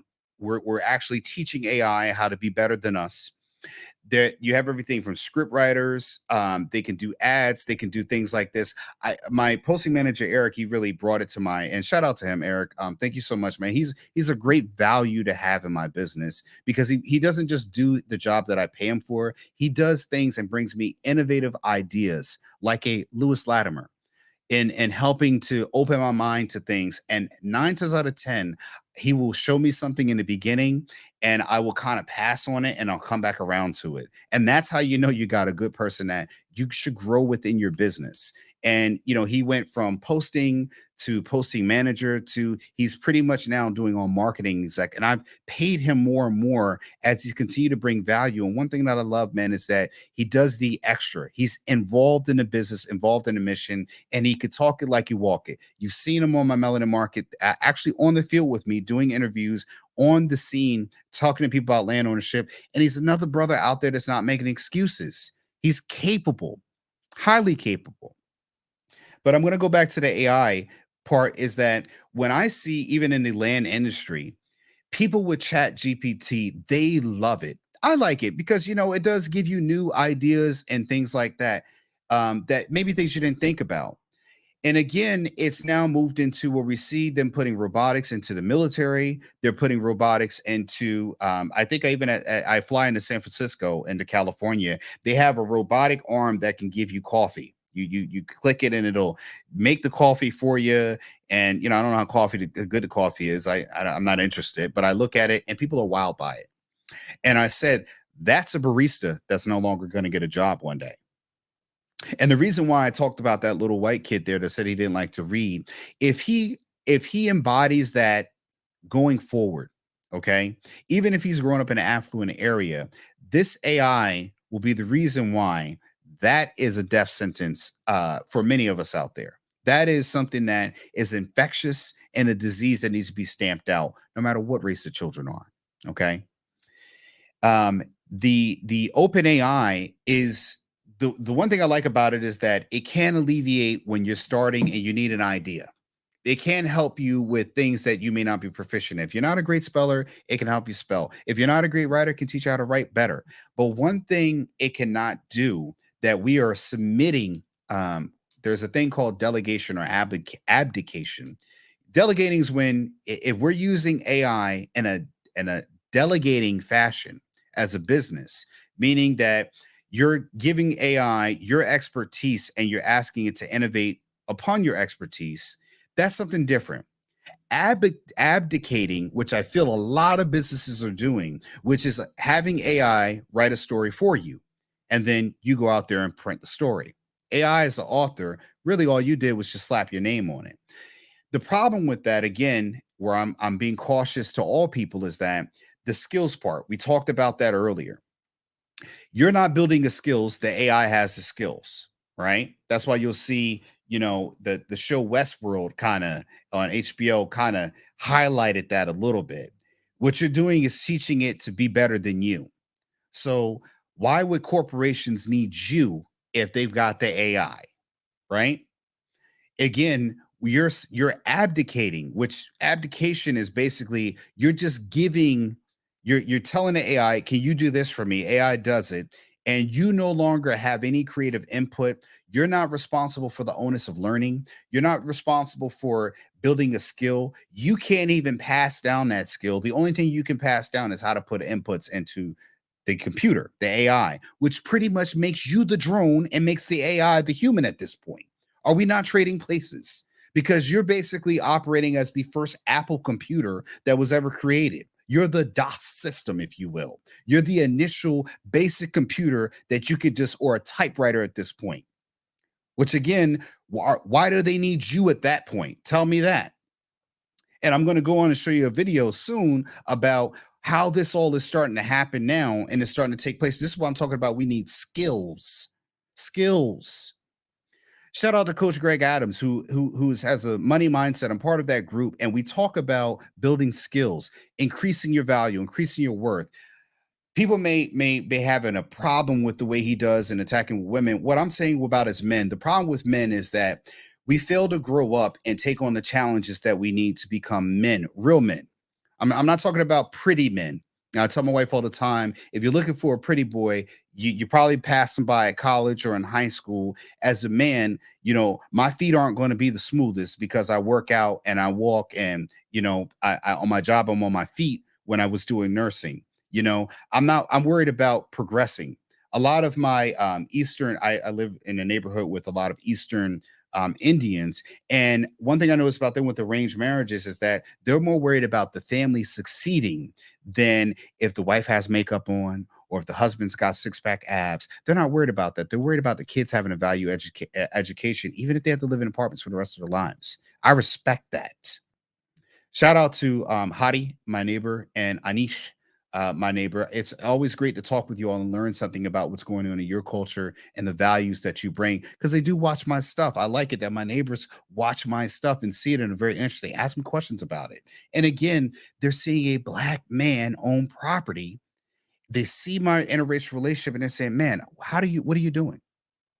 So again, with this Chat GPT, are we giving away our creativity, our ability to build skills and learn more because you're relying on the AI to do for you? And the problem with that is if you keep that up long enough, the AI is going to be better than you. It'll you'll be the typewriter. You'll be able to just type the words, and AI will be running you. Okay, I'm going to go in and pull up this video here. This was done by CNBC here. I'm not going to put the, um, the sound on because I just want to talk over it and just explain what's going on here and this video because it's quite alarming that people don't see this coming. People don't understand that this here is what is going to be happening here. Let me just go back and start this here. Okay, and this right here is, will robots replace replace us in the future? This is a White Castle up in Chicago. They have now, I want you to take a look at this. So I'm gonna stop this here. You see this here? This is a robotic arm that can make fries, can make, I mean, everything almost up to the sandwiches, right? Remember at McDonald's when you were young, you always saw somebody on the fries, shaking it. They're gonna make the burgers, put it in the heater or whatever else. This is where robots replace fast food workers. Actually, let me do something here and fix this here. Let me get rid of my header here. Okay, well, robots replace fast food workers. The restaurant industry loses billions of dollars every year. The restaurant industry is, if you ever gone out, I'm sure you've like we had a problem with Papa John's. They had not a lot of workers, low on deliveries, and we actually started going with another pizza place. We do pizza Fridays every Friday in my house. And one of the things is there's a lack of, everybody has help wanted sign. No one wants to work. No one wants to start off or work at the fast food because everyone wants to be influencers or do something else, and no one's interested in actually working anymore and building up skills. No one's interested in working in a fast food restaurant to learn how to build a business or even own a fast food restaurant themselves. One thing I've also told my posting man or my marketing manager Eric is that in my business, I know how to do every job that I've employed for. I've done every job in my business that I've employed for. In a business, you should have done every job that you are going to hire in, unless you're some $1 million corporation that's there. You should not be abdicating responsibilities within your business, however big or small. You should be delegating it. You know why? Because I can teach my children when they're working age how to start working within the business. So again, if you know how fries and the other areas in this restaurant are operating, then you can, in fact, learn what is needed in order to run or build or franchise your own business that you can run and manage. But most of the people don't have that the work ethic my father always talks about. They don't. And again, don't worry, your replacement's coming. They're coming. Oh, they're coming. All right. And let's just give it us a little bit of for the people out there who don't want to work. Here's your sound music for what's eventually going to happen to you in life. Exactly.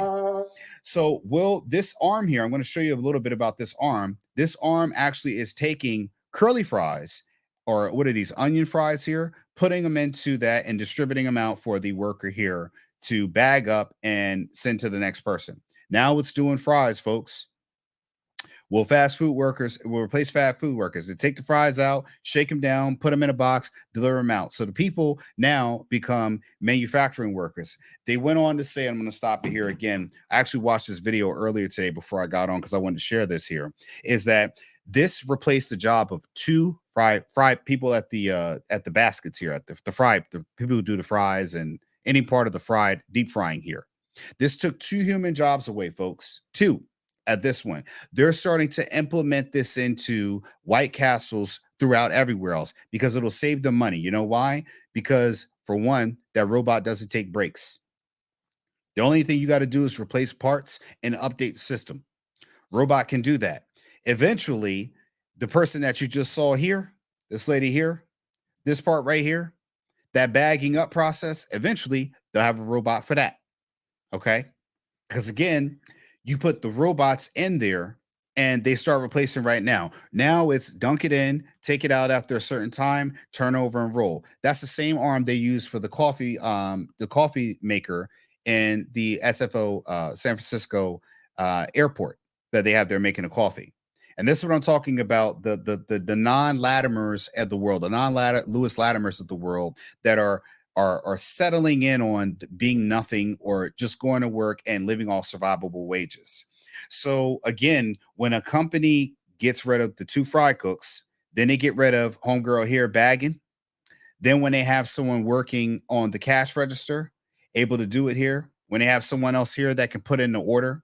And you all seen actually this stuff starting to happen in Walmarts now or grocery stores. Your self-checkout. You got one person, you got 8 self-checkouts. Everybody self-checks out themselves, right? Eventually, you'll have the people at the cash register. That'll be a robot too as well. It'll just go through, scan all your items or whatever else. You won't even need to you just put it in there, and eventually they'll take away the bagging process. Now you have no humans working at the front. You'll have one person at the customer service line able to help you. One human, entire front area gone. We may be closer than you think on that happening, and I'm going to show you more evidence of that happening now. So again, the reason why this matters is what opportunities are going to be there for people when they need to work in these kind of jobs. You remove all these people are now one person in here. You'll need to offer a person one wage needs to be offered at the company outside of maybe a cleaning. They already have vacuums that can clean inside a house, mow your lawn, whatever you need to do, right? So again, now this is the robot don't get no minimum wage. There's no minimum wage for the robot. People are fighting for minimum wage. You won't have a wage pretty soon. Because again, the one person that you need to watch all the machines doesn't need to be paid but the minimum wage. As a business, it's great. For a community, for a country, it's horrible. This is devastating for us. And The problem I have with it is that everybody's selling AI to do for you, to abdicate you having skills, to make you less skillful. We are de-evolving and going backwards as a society. We are no longer becoming Latimers, laboring for our efforts to thrive in the world. We are now settling on that. We're going to just survive on the world. We're going to ask for another handout. So again, with this the digital currencies coming out, just feel how I'm putting this all together, folks. And again, just a nurse. I'm a stupid nurse. I'm not an AI inventor. I'm not an innovator. I've got this figured out just by putting a little couple pieces together. I might be off, but I don't think I'm that far off from what's happening here. And I could see it. I told my wife, she's a personal trainer. I'm like, yo, you better make sure that the value you bring is your relationship with your customers, that they can't just go on an AI app and type up a training program that they need to just write out and they could do your job.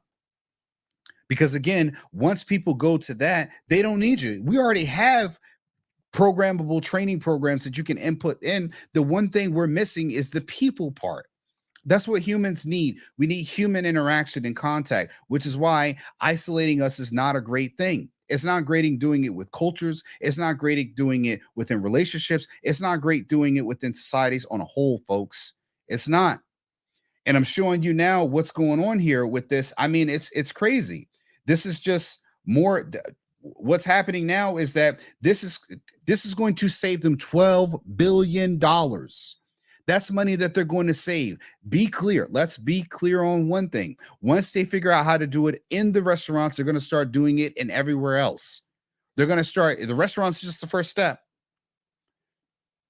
The more they improve on this, it's going to be the first. It's just the first of many steps here. I mean, look at this. I'm going to play this video out a little bit more here. It's already picking up the fries, already picking up the onion rings. Your onion rings are going to come out the same way every time because it's on a timer. That's it. The one thing I see in here, it can't tell you. Then here's the big issue why I have a problem with this. You still need humans to look and watch whether anything in there has gotten in there. Workplaces have rodent, mice. Again, once they figure out how to detect if something's clean or cleanless or not, once they get an AI to figure that out, it's over. It's a wrap.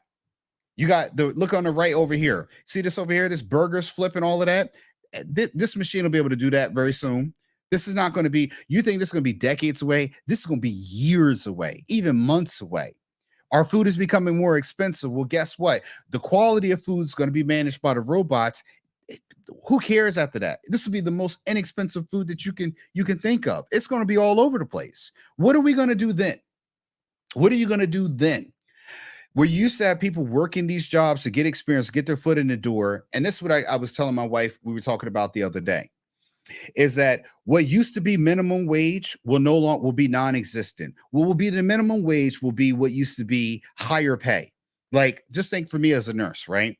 Before there's a nurse, there's a person that cleans the room. We call them EVS, or environmental services. They come and clean the rooms, right? Excuse me. You have a unit clerk. You have nurses aides. You have a nurse. You have a doctor. You have managers, things like this, and all these levels, right?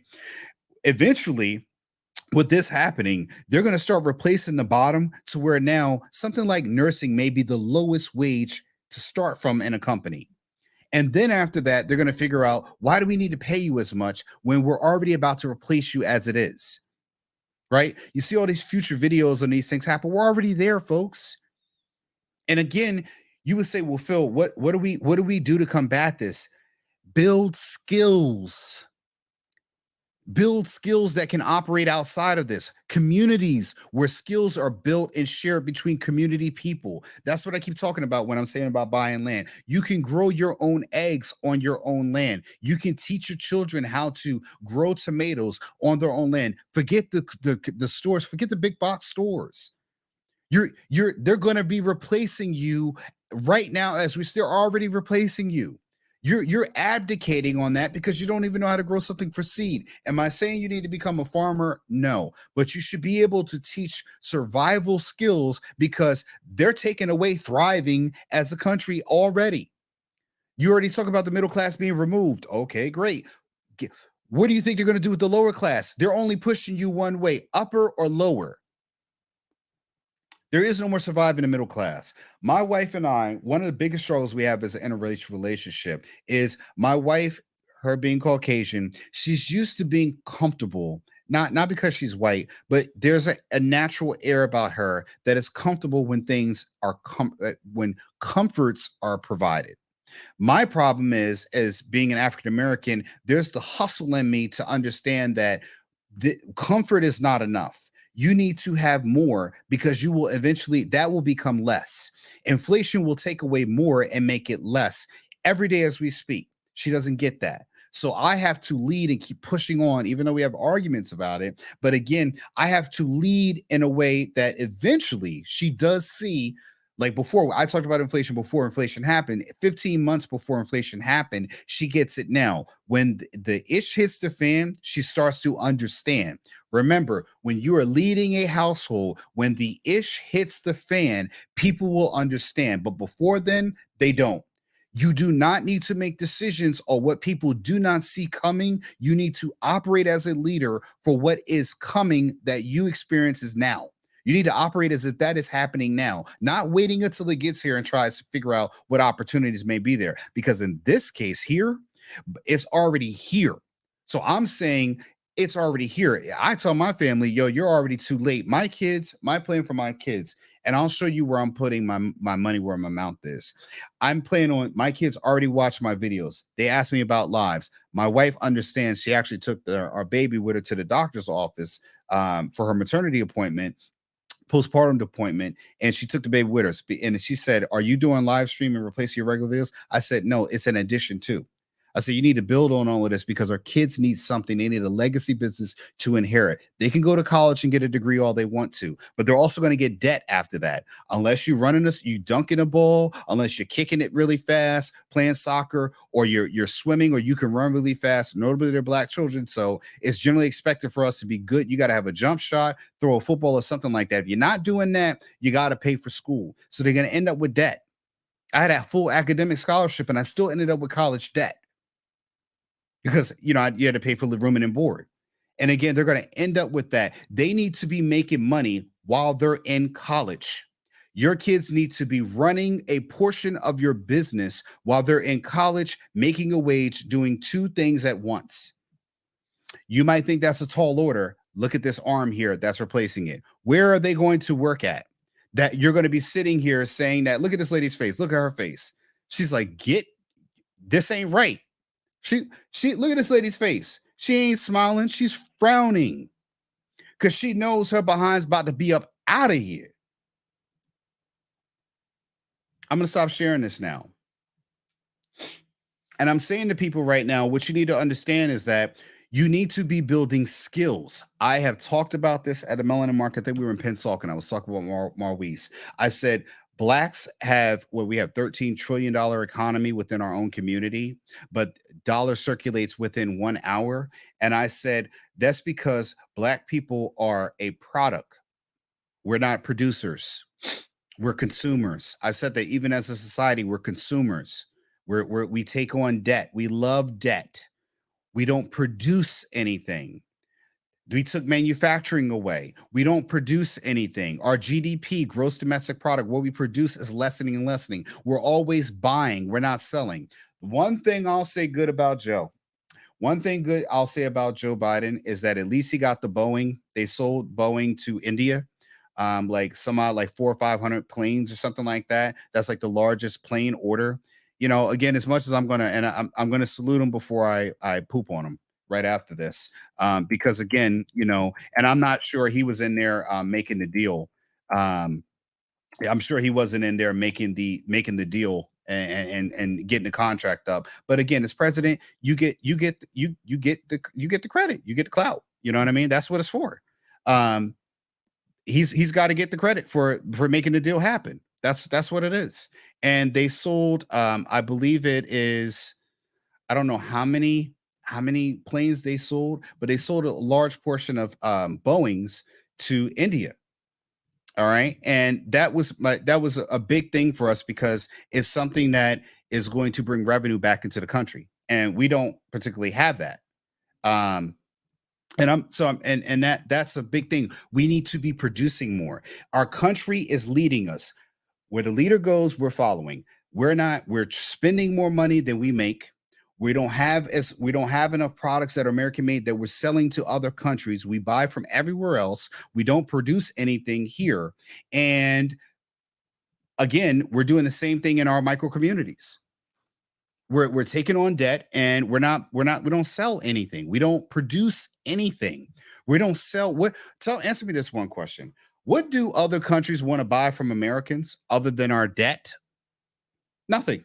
They don't buy anything from us. What they want is for us to buy to them, buy from them. They don't want us to buy anything. Okay. And again, I'm gonna share with you all here what I'm talking about is a reflection of the leadership. Okay. Hopefully y'all can hear the volume here. I have the volume turned up. I'm gonna just show you. I mean, this is crazy. This is what we have leading us here. America is a nation that can be defined in a single word. I was going to put him. Okay, now take a listen. You got Katani Brown right in the back, and you got Kamala Harris right in the back. Both look at Harris's face right here. This is who she's following behind. Asma Futicus. Can anybody tell me what this word is? I'm having my kids try to figure out what this word is here. Please, let's go back. America is defined. This is great job. This is what you brought us here for, right? This is what you brought us here for. Great. Here we go again. America is a nation that can be defined in a single word. One single word, right? I was going to put him. I must put a bit of biga, right? That's what we're being defined as. Asma Buddha Buddha kudas. Excuse me. That's what America's being defined as, right? That's what he's telling everyone else. This is what we're defined as. You're right. Asma Fudakuda Woodikus. Right. That's us. Say it ain't so, Joe. Say it ain't so. Folks, I'm going to tell you this. My final thoughts here. What we need is to stop making excuses. That's one. We need to see that what I've just shown you right now, we need to stop abdicating our creativity. We need to start building skills. We need to understand that we're all being affected by even the things like in East Palestine, Ohio, that has some bearings on us. The reason why they don't have to tell you anything about what's going on there, the reason why I have to tell you about what's going on in the waterways in East Palestine is because no one focuses on it. No one cares. No one asks these questions. That's why I'm sharing this stuff with you right now. Remember, folks, to donate to this program, $ Ancestry Lands, Ancestry Lands on Venmo. You can Cash App me, $ Ancestry Lands on Cash App. Your donations and I hear you, taunted Tiger. Man, I appreciate you so much, Taunted Tiger. I'm sorry I didn't get your chat here. Yeah, Taunted Tiger, I want to read out the chat here. AI can't fold the spirit paper yet. Oh gosh. Last time I went to Mickey D's run gave me a burger that looked like a 2-year-old tossed it together. I literally left hoping for the automated burger making machines. I agree. Buy land and learn to grow. Yes, Taunted Tiger, I appreciate that. Folding a great paper airplane is a good start. Yeah. That's again, thank you, Taunted Tiger. I appreciate you. And I'm glad to see it again coming in day in and day after. That's right. That's super right. And I'm always going to try to read some chats and things like that. We're growing, folks. So again, my final thoughts is we need to build skills. We need to buy and own land. Look into collecting rainwater. Let me say, as long as it's safe. Honestly, I would trust the rainwater over the groundwater. And you can use the rainwater. There are tons of videos out there that can help you in growing little things. One thing I love about the properties that we have in California City, you can build on 40% of the actual square footage of a property. So if it's 10,000 square foot, you can build on 40% of it. And that means you have the other land that you can do for agricultural purposes. And you can have chickens, small fowl, you can build a small sustainable life in one of those properties. The thing I'm saying about community, and I'm going to talk about this in other live streams and more in depth, is that that's one house. The next house, the person grows a different crop. If every person grows a different crop on just one street, you now have enough food that can be shared and throughout a community. You can barter for that. That's going to put the bigger industries on notice that we're not going for it anymore. And that's just on one street. Um, I love that when I go to in California that people sold eggs, or that some people just brought eggs in and they just gave them to people who wanted them. People who had extra fruit off their trees. Taunted Tiger said we bought a Berkeley water filter. Get one. Oh, okay, good. I use a Brita. Is that any? We use a no, not Brita. The Pure filter. We use that one on our sink, but I don't have one. Like for the water heater. Um, Let me know, Taunted Tiger, if there's any recommendations on that one. But again, when you have people buying up land, and when I say land, is that we own properties in residential areas. On residential lots, you can do this on most residential lots. Check with your county, but again, you can actually collect rainwater. And again, you don't need the rainwater for you drinking. You could just use it for watering your lawn, for watering your crops, watering your chickens. It's easy to do. It's not hard. We got to have the will. Build skills. Teach your children these skills to pass on. Build generational skills like they used to back in the days. We need a resurgence of the old school. That's what we need. We need the old school to be the school. There should be no new school. It should be just the old school. Not talking about the bad part. I'm talking about, but the building the skills. Stop abdicating in your business, in your life, to people who are going to replace you. Stop doing it. Why do we need to do it? We don't need that. Ancestry Lands, folks, thank you for watching this live streams. 2 hours. Woo, I had a lot to talk about, baby. We're cooking. I'm getting better. This is episode number 3. I love it. I love everyone. Thank you for sharing on Facebook. Thank you for sharing in YouTube. Thank you for watching. I really do. I appreciate you taking this lunch break. This is a long lunchtime. Hopefully you didn't take this whole break with watching me the whole time. Or maybe we'll listen in the background because some of you have been fired. Excuse me, they be bringing in the robotic arm to replace you here. Thank you again, folks, for taking the time out to spend this time with me. You are appreciated. You really are. To my listeners out there, you can always donate. And you retired. Cool. Awesome. Salute to you, Taunted Tiger. Salute. We will be trying to live stream Monday through Fridays, I believe. You know what? I'm not even going to say I'm going to just try. I'm going to do it. I'm going to try to get the message out day in and day out. I'm going to put in my work. I'm going to labor like Lewis Latimer did. And I'm going to try to keep pushing the message out within my time that I have available outside of my family. And I want to thank you. Thank you, Taunted Tiger, for being on and finding me again today. I'll have more things to talk about tomorrow.